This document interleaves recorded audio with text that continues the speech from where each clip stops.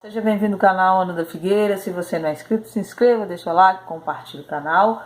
Então, o Biden assina uma ordem executiva projetada para desencadear o inferno transhumanista na América e no mundo.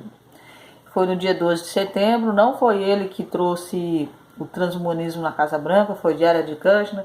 Naquela matéria, naquela reportagem que vocês vê, acho que todo mundo viu que ele falou que ele ia viver para sempre, ele está se referindo ao transhumanismo. O título orwelliano deste documento, Ordem Executiva sobre o avanço da biotecnologia e inovação de biomanufatura para uma bioeconomia americana sustentável, segura e protegida. Garantirá que seu significado passará por cima das cabeças de 99% da mídia, mesmo da mídia conservadora.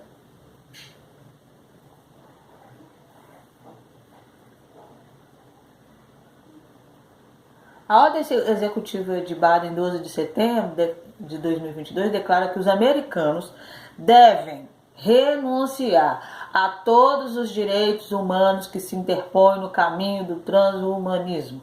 Os padrões de segurança de ensaios clínicos e consentimento informado serão erradicados, pois impedem a liberação universal de tecnologias de edição de genes necessárias para fundir humanos com a IA.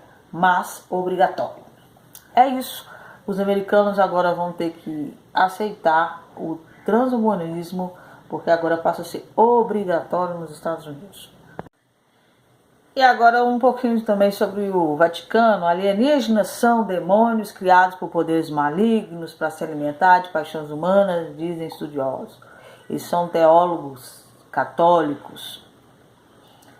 E um teólogo católico, Paul, afirma que, embora ele acredite que os alienígenas são demônios, que foram chamados de corruptos e degenerados, eles são feitos amados por Deus. Um importante estudioso católico afirmou que as supostas histórias de abduções alienígenas têm paralelo com pessoas que dizem ter encontrado demônios. O teólogo acrescentou que os alienígenas são de fato mais do que prováveis demônios. Ele também disse que o governo dos Estados Unidos sabe mais do que declara publicamente em relação a OVNIs, um termo militar dos Estados Unidos.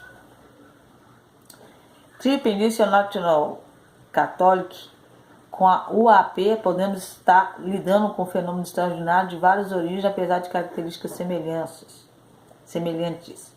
A hipótese extraterrestre, a noção de que estamos encontrando inteligências não humanas de locais nesse universo além da Terra, melhor explica muito OVNIs. Milhões de pessoas afirmam ter tido um encontro com alienígena.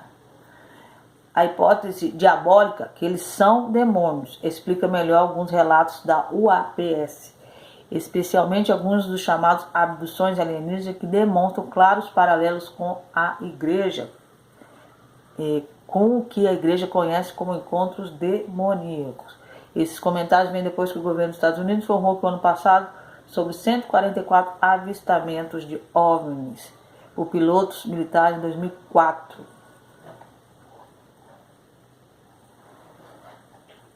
Em maio desse ano foi realizada uma audiência do Congresso sobre OVNIs. Através de uma análise rigorosa, a maioria deles poderia ser explicada de acordo com 2 altos funcionários militares.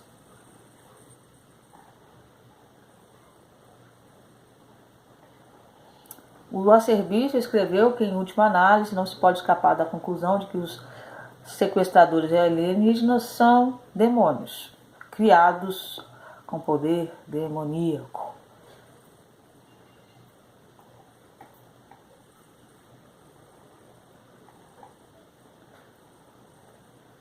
Em primeiro lugar, eles parecem demônios e eles parecem ser criaturas materiais e ainda têm um caráter transparente.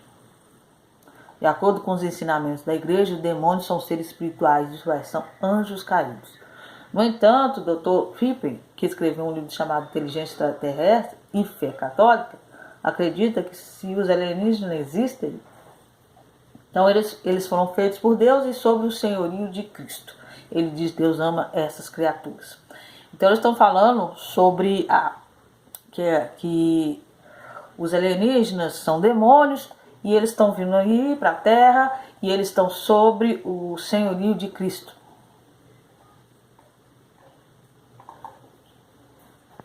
Em uma outra parte, agora para os líderes do Vaticano estão preparando agora para apresentar alienígena como nossos salvadores, argumentando que eles são demônios, mas são ainda amados por Deus, imagem, enfim. Então o Vaticano está se preparando para apresentar eles como seres amados por Deus, que estão sob a autoridade de Cristo e que eles também podem ser batizados. Tem isso também. Um alto funcionário que está à frente lá da guerra da Rússia citou o livro de Apocalipse. Os russos continuam a ameaçar com a aniquilação nuclear, porque tão poucas pessoas no mundo ocidental estão alarmadas com isso. Vou abaixar aqui um pouquinho, vou resumir. Enquanto isso, ambos lados continuam a tomar medidas para escalar a guerra na Ucrânia. Estamos engajados em um jogo extremamente bizarro, frango nuclear. E ambos os lados realmente acreditam que o outro lado piscará primeiro. E assim continuamos e nos aproximando cada vez mais de um conflito nuclear. Simplesmente não entendo porque nossos líderes não estão levando mais a sério as ameaças russas. Os russos alertaram que iriam realizar uma ação militar na Ucrânia e um acordo para evitar a guerra não pudesse ser alcançado. E foi exatamente isso que aconteceu, e agora os russos estão repetidamente nos ameaçando com uma guerra nuclear. Dmitry acabou de alertar que se os Estados Unidos não recuarem, nossa terra estará pegando fogo e o concreto derreterá. Se o Ocidente continuar seu bombeamento desenfreado do regime de Kiev, que é a capital da Ucrânia, com os tipos mais perigosos de armas, a campanha militar na Rússia passará para o próximo nível, onde limites visíveis de potencial previsibilidade de ações das partes em conflito serão apagados e o conflito ganhará vida própria com as guerras sempre tem, argumentou Medvedev. Então as nações ocidentais não poderão se sentar em suas casas limpas, rindo de como enfraquece cuidadosamente a Rússia por procuração. Tudo estará em chamas ao redor deles. Seu povo colherá sua dor por completo. A terra estará em chamas e o concreto derreterá. Aí ele escreveu, antes de citar um versículo da Bíblia, em Apocalipse 9:18. Caso você esteja se perguntando, é o que Apocalipse 9:18 diz. Um terço da humanidade foi morto por essas 3 pragas, pelo fogo, pela fumaça, pelo enxofre que saiu de suas bocas.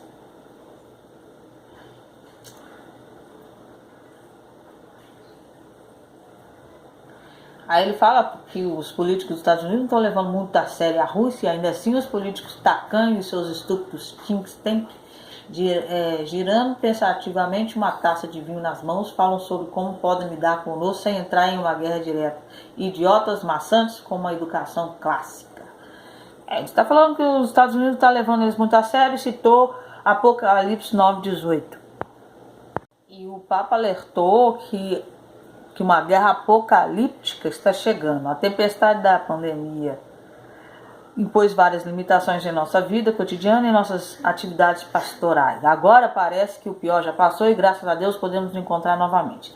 Mas infelizmente a Europa e o mundo inteiro estão convulsionados por uma guerra de particular gravidade em termos de violação do direito internacional, risco de escalada nuclear e graves consequências econômicas e sociais.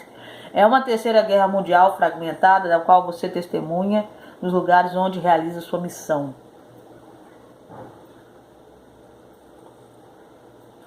O Papa originalmente alertou sobre uma terceira guerra mundial em junho durante um discurso. Há alguns anos ocorreu dizer que estamos vivendo uma terceira guerra mundial travada aos poucos, disse o Papa. Hoje, para mim, a terceira guerra mundial foi declarada. O anúncio vem semanas depois que ele pediu às igrejas católicas em todo o mundo que enviem seus fundos para o Vaticano. Na verdade, ele tanto acredita que ele já está colocando para que todo mundo dê o seu din-din lá no fundo do banco, né? Fundos para o Vaticano. E olha só, essa nova heroína da Marvel, ela vai representar uma super-heroína israelense Sabra. Vocês já viram o filme que vai ser lançado em 2024, que ela vai participar? Então, Capitão América, Nova Ordem Mundial.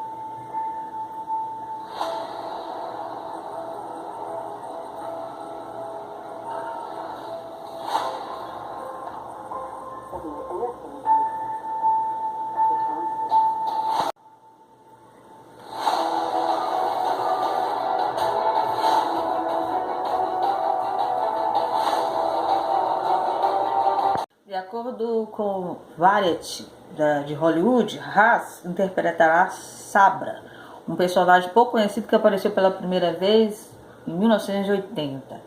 Nos quadrinhos, Sabra, também conhecida como Ruth, é uma ex-agente sobre-humana da agência de espionagem Mossad, que às vezes se choca com outros personagens sobre-humanos, Hulk e X-Men. Sabra estará em Capitão América, Nova Ordem Mundial, e estaremos vivendo um mundo como um Sabra ação ao vivo nos filmes. Eu nunca vi isso chegando. Seus poderes incluem super força e resistência, e seu traje geralmente incorpora a bandeira de Israel e a estrela de Davi. Sabra em hebraico significa tsabar. É o termo local para o fruto do cacto, comumente conhecido como pera espinhosa. Há muito tempo é um termo para os judeus nascidos em Israel. É isso, que Deus abençoe vocês.